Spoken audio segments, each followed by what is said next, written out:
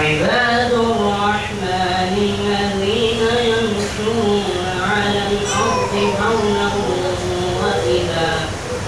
هونا وإذا خاطبهم الجاهلون قالوا سلاما والذين يبيتون لربهم سجدا قياما والذين يقولون ربنا اصرف عنا عذاب جهنم إن عذابها كان غراما إنها ساءت مستقرا ومقاما والذين إذا أنفقوا لم يسرفوا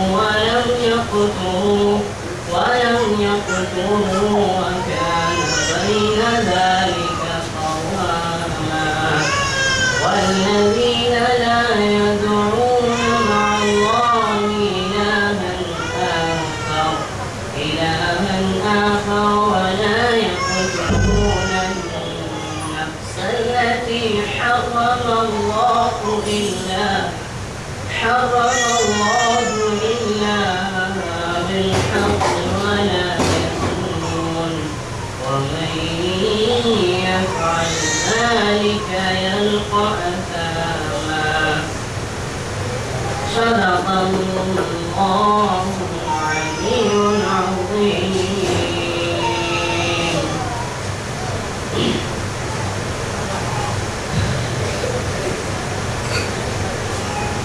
I would like to tell you the translation which I have just recited in front of you. So I have recited from Surah Al-Furqan, chapter number 25, verse number 63 to 68. The translation is as follows. And the servants of Allah, the most precious, are those who walk on the earth in humility. And when the ignorant address them, they say peace. They are those who spend the night in adoration of their Lord, and prostrate and standing. They are those who say, our Lord, avert from us the wrath of fire, but its wrath is indeed an affection grievous. Indeed, it is an evil as an abode and a place of rest. And they are those who spend the night, are not extravagant nor negative, but just hold a balance between those extremes. And they are those who do not invoke with Allah any other God, nor slay such life as Allah has forbidden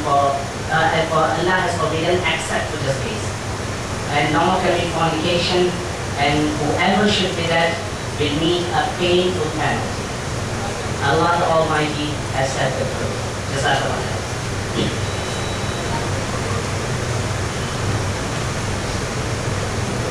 जो हालात वतन के सुनाने लगेंगे तो पत्थर भी आंसू बहाने लगेंगे। अगर भीड़ में खो गई आदमियाँ,